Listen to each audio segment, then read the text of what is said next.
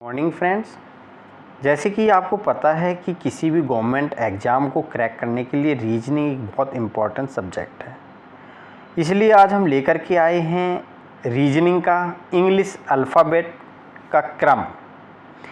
अगर English alphabet के बहुत सारे क्वेश्चंस होते हैं, हर एक एग्ज़ाम में ये क्वेश्चन आपको ज़रूर मिलेंगे।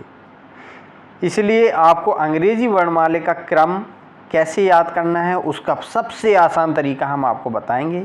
इससे पहले आपका अजय एकेडमी में बहुत बहुत स्वागत है। आप हमारे साथ बने रहें और रीजनिंग की अच्छे से तैयारी करते रहें।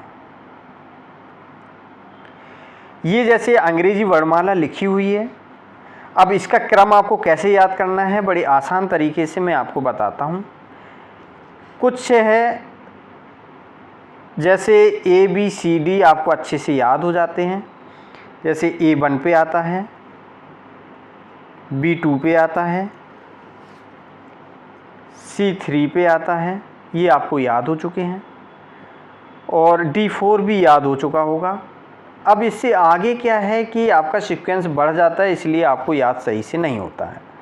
इसके लिए मैं आपको बताता हूँ कि जैसे E5 हो गया, ये भी आपको याद हो सकता है। जैसे F है, F में आपको याद करना है, F ऐसे बनती है, अगर हम इसको ऐसे जोड़ दें तो ये 6 का रूप बना लेती है, तो F6 पे आएगा।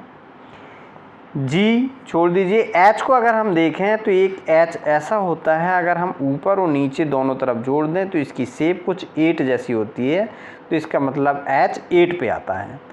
I को हम देखें तो I को ऐसे करके अगर हम ऐसे जोड़ दें तो ये कुछ 9 की शेप ले लेता है, तो इसका जो नंबर आएगा वो 9 आएगा। जे छोड़ दीजिए। के को अगर हम ध्यान से देखें तो के ऐसे, और के को अगर हम थोड़ा सा अलग से लिखें तो थोड़ा ऐसे लिख दें, अगर ये दोनों डंडों को मिला दें तो 11 हो गया। एम को देखें तो एम ये उल्टा 3 जैसा लग रहा है, तो इसको हम अगर 3 माने तो ये हम थोड़ा सा याद करने में आपको आसानी होगी, ये 13 का नंबर होता है। एन छोड़ दीजिए। O P Q R, R for 18, ये आपको याद हो जाना चाहिए। R फॉर 18, रा 18। T फॉर 20, ये आपको याद हो जाना चाहिए, T for 20।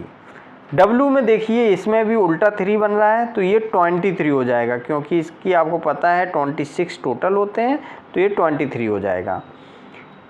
X Y Z last है 26, ये आपको याद आएंगे। अगर आपने इतने सारे लेटर थोड़े से एक क्लू के साथ याद कर लिए तो ये सारे लेटर बड़े आसानी से आपको याद हो जाएंगे। फर्दर इसके आगे मैं आपको एक फार्मूला और बताऊंगा, उससे भी आपके 5 लेटर के जो सीक्वेंस नंबर है वो अच्छे से याद हो जाएंगे।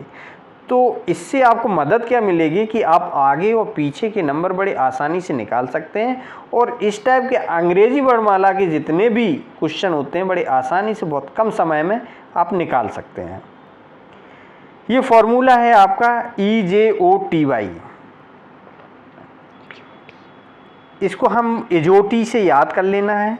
E फॉर होता है 5, ये 5 की टेबल लिख देनी है आप, 10, 15, 20, 25। तो ये हो गया 5, 10, 15, 20 और 25। तो इजोटी आपने याद कर लिया, तो आपको ये 5 लेटर याद हो गए, तो इससे आपको बहुत ज़्यादा मदद मिलेगी।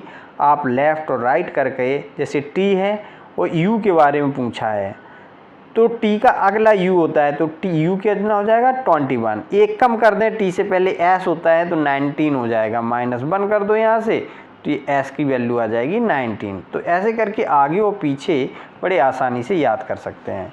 तो ये था हमारा फार्मूला, और इससे याद करके आप बड़े आसानी से इंग्लिश अल्फ़ाबेट के जो क्वेश्चन होते हैं वो आसानी से निकाल सकते हैं।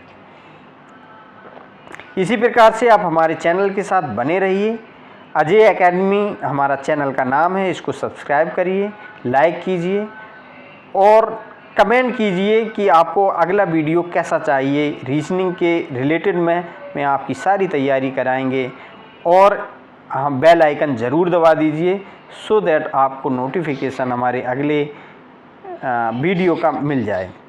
Thank you.